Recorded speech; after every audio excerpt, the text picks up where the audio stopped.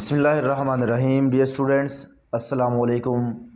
आज की इस वीडियो में हम Afaq Iqbal series mathematics grade 8 इसकी एक्सरसाइज 6.4 और इसका क्वेश्चन नंबर 8 सॉल्व करेंगे। क्वेश्चन नंबर 8 की स्टेटमेंट है हमारे पास, in a pair of complementary angles if one angle is 2 less than 3 times the other find the angles। हम जानते हैं कि जो कम्प्लीमेंट्री एंगल्स होते हैं ये अगर हम सपोज x प्लस वाई करें तो ये 90 डिग्री का होता है। यानी कि कोई दो एंगल लें, उनको हम ऐड करें तो वो 90 डिग्री का हो तो वो एंगल जो बनता है वो कम्प्लीमेंट्री एंगल होता है। अब हमें नहीं पता कि यहाँ पर x क्या है और y क्या है, यानी कि ये दोनों 45 डिग्री के भी हो सकते हैं, एक 50 का दूसरा 40 का भी हो सकता है, एक 60 का दूसरा 30 का भी हो सकता है। बहुत सारी इस तरह की पॉसिबिलिटीज़ हैं, लेकिन हमें एग्जैक्ट पता नहीं है कि ये दोनों x और y कितने कितने डिग्री के हैं। लेकिन उन्होंने यहाँ पर कंडीशन हमें दी है, हम इस कंडीशन से ये फाइंड करेंगे कि x कितने डिग्री का है और y कितने डिग्री का है। जैसा कि इसके सोल्यूशन की तरफ हम आते हैं, फिर हम जानते हैं कि अगर हम दो एंगल जो कि नाम रूम हैं x और y, उनका सम करें ये 90 डिग्री आता है। ये तो कन्फर्म बात है, एक तो ये बात हो गई। अब जो दूसरी बात है जो उसने क्वेश्चन में कही है, if one angle is 2 less than 3 times the other. अब वन एंगल, इसमें दो एंगल हैं, एक x है एक y है। इफ़ वन एंगल, उसने ये नहीं कहा कि x एंगल या y एंगल, उसने कहा दोनों में से कोई एक angle 2 less than 3 times the other हो। ठीक है, तो हम ऐसा करते हैं कि y ले लेते हैं, कोई लेना है ना, x ले लें या y ले लें, y ले लें। आप यहाँ पर y is equal to, condition क्या है, 2 लेस देन 3 टाइम्स, यानी कि 3 टाइम्स। अगर हमने y लिया है तो 3 टाइम्स दूसरा ही होगा ना, x वाला होगा। इसमें से 2 माइनस करना है क्योंकि 2 लेस किया है हमने, और लेस या डिफरेंस के लिए हम माइनस का साइन यूज़ करते हैं। हमने यहाँ पर x भी आप ले सकते हैं, अगर आप यहाँ x रखोगे तो यहाँ y आएगा, अगर आपने यहाँ y लिया है तो यहाँ पर x होगा। ठीक है जी। अब हमारे पास दो इक्वेशंस आ गई हैं, हम क्या करते हैं, एक को 1 का नाम दे देते हैं और दूसरी को 2 का नाम दे देते हैं। अब हमने किसी तरीके से x और y की वैल्यूज़ जो हैं वो फाइंड करनी है। ठीक है जी, ऐसा करते हैं हम, ये जो y की वैल्यू है, ये जो हमारे पास है 3x - 2, इसको 1 में पुट कर देते हैं। यहाँ पर हम लिख लेते हैं put value of y in equation 1। अब y की वैल्यू ये वाली है, 1 में लगा दें, 1 वाली हम जहाँ दोबारा लिख लेंगे। अब जहाँ पर y है वहाँ पर ये वाली लगा दें, x plus 3x - 2 is equal to 90। 1x और 3x 4x हो गए, -2 को इधर ले आए, जो प्लस का हो गया 4x इज इक्वल टू 92। अब हमें x चाहिए और 4 इसके साथ मल्टीप्लाई हो रहा है, 4 इधर आके हो जाएगा डिवाइड, यानी कि x is equal to 92 divided by 4। ठीक है, और x हमें क्या मिला, यहाँ पर x हमें मिला जी 27 डिग्री, 23। अब जी x, यानी कि दो एंगल थे, हमें नहीं पता था कौन सा कितने कितने डिग्री का है। एक एंगल जो है वो 23 डिग्री का आ गया। अब हमें दूसरा एंगल भी फाइंड करना है कि y कितना है। अब x हमें 23 मिला, अब इस x की वैल्यू को इस 2 में पुट कर दें, पुट यहाँ पर लिख दें, पुट इन 2, इसको 2 में पुट कर दें तो 2 हम दोबारा यहाँ लिखेंगे, y is equal to 3x - 2, ये दोबारा हमने लिखी। अब इसमें x की जगह पे इसकी वैल्यू लगा देंगे, वैल्यू इसकी कितनी है 23। 23 को 3 से मल्टीप्लाई किया, 3 3 9, 3 9 6, -2 ठीक है जी। अब इसमें से तफरीक कर दिया 67 आ गया जी। अब हमारे पास ये दोनों एंगल फाइंड हो गए, एक का आंसर 23 आया, दूसरे का 67। अब आप जमा करके देख लें, अगर आपने पड़ताल करनी है तो 23 को 67 में जमा कर लें तो वो क्या आएगा जी, 90 आ जाएगा जी। यही हमने मालूम करना था। एक एंगल 23 का होगा और एक 67 का होगा। यही इस क्वेश्चन का आंसर था जी। स्टूडेंट्स नेक्स्ट हमारे पास 6.4 का क्वेश्चन नंबर 9 है। 6 stools and 4 chairs cost Rs 2300 and 5 stools and 2 chairs cost Rs 1650 rupees. Find the cost of each stool and chair. अब यहाँ पर 6 स्टूल और 4 कुर्सियों की कीमत 2300 है और इसी तरह 5 स्टूल और 2 कुर्सियों की कीमत 1650 है। अब आपने क्या करना है, हर कुर्सी और स्टूल की कीमत मालूम करनी है। तो हम सबसे पहले क्या करते हैं, इनको नाम देते हैं। स्टूल को फ़र्ज़ करें हम x कह लेते हैं, और जो चेयर है इसको हम कह लेते हैं कि y है। ठीक है जी। अब जो पहली इसकी कंडीशन है वो है 6 स्टूल यानी कि 6x और 6x और 4 चेयर्स, ठीक है, प्लस 4y। इनकी कितनी कीमत बनती है जी, 2300। ठीक है जी। अब दूसरी जो कंडीशन इसकी ये है 5 स्टूल यानी कि 5x, क्योंकि x को हमने स्टूल कहा है, एंड 2 चेयर्स और 2y, चेयर को हमने y कहा है। ये हमारे पास है 1650। ये दोनों कंडीशन थी या दो मसावातें हमने इसकी बना ली हैं इस कंडीशन के मुताबिक। अब हम क्या करेंगे, यहाँ से x और y की वैल्यू फाइंड करेंगे। x और y की वैल्यू फाइंड करने के लिए हम पहले इसको 1 का नाम देते हैं, इसको 2 का नाम देते हैं। हमने किसी तरीके से यहाँ से x की या y की वैल्यू फाइंड करनी है। उसके लिए सबसे पहले हम ये रकमें बड़ी है इसको थोड़ा सा हम मुख्तसर करते हैं ताकि हमारी कैलकुलेशन जो है वो आसान हो। हम कैलकुलेशन को आसान करने के लिए ऐसा करते हैं कि जो इक्वेशन 1 है डिवाइड करते हैं इसको, डिवाइड इक्वेशन 1 बाय 2। हम इक्वेशन 1 को 2 पे डिवाइड करते हैं ताकि हमारी थोड़ी सी कैलकुलेशन में आसानी हो। 6x इसको भी 2 पे डिवाइड करें, प्लस 4y इसको भी 2 पे डिवाइड करें, और 2300 इसको भी 2 पे डिवाइड करें।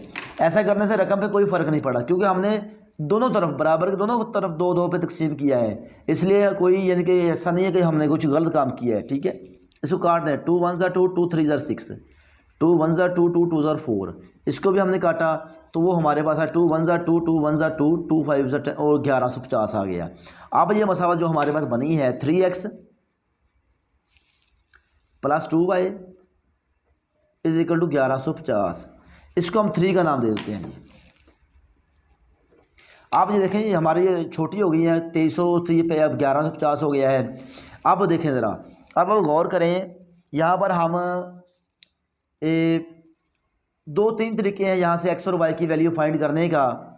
या तो आप यहाँ पर क्रॉस मल्टीप्लिकेशन वाला मेथड इस्तेमाल कर लें, या इक्वेटिंग कोएफिशिएंट मेथड वाला इस्तेमाल कर लें, या बाय सब्स्टिट्यूशन मेथड वाला मेथड आप इस्तेमाल कर सकते हैं। क्योंकि ये आपने पिछली एक्सरसाइज में पढ़ा हुआ है कि दो मसावातें हों उसको आपने कैसे उसमें से x और y की वैल्यू फाइंड करनी है। तो हम यहाँ पर जो है देखें ज़रा, ये 2y है, ये भी 2y है, ये 2y है और ये भी 2y है। अगर हम इन दोनों को सब्ट्रैक्ट कर दें ना तो y कट जाएगा। ये प्लस क्या है, ये भी प्लस क्या है। अगर हम इनको तफरीक करें दोनों को तो y कट जाएगा, 2y से x हमें मिल जाएगा। जब हमें x मिल गया तो y तो निकालना फिर बड़ा ईजी है। हम ऐसा करते हैं, फिर मसावात जो है ना हमारी 3, इसको सब्ट्रैक्ट करते हैं 2 से। सब्ट्रैक्ट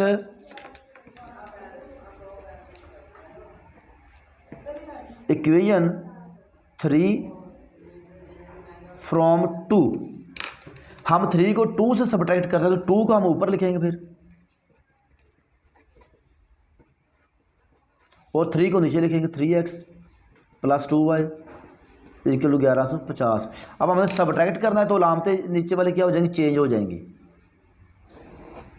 क्या बचा नीचे जी, 5x में से 3x 2x, ये कट गए, प्लस 2 माइनस 2 कट गया, और यहाँ पर बचा ये 1650 में से 1150 बचे तो आया जब हमारा 500। अब इस हमें सिर्फ x चाहिए, इसके साथ 2 भी है, 2 को इधर ले जाएंगे, 500 डिवाइडेड बाई 2 और x हमारे पास इस तरह आ गया 250। यानी कि हमारे पास x हमने क्या रखा था, स्टूल, यानी कि स्टूल, हर स्टूल की कीमत 250 रुपया है। अब रह गई है चेयर की कीमत। अब चेयर की कीमत निकालना तो बड़ा इजी है, इस x की वैल्यू को या 1 में लगा दें या 2 में लगा दें या 3 में लगा दें। हम क्या करते हैं, इस x की वैल्यू को 3 में लगा देते हैं, पुट इन 3। हम 3 वाली एक्सरसाइज मसावत दोबारा यहाँ लिख लेंगे, 3x + 2y = 1150। अब जहाँ पर x है वहाँ पर 250 पुट कर दें।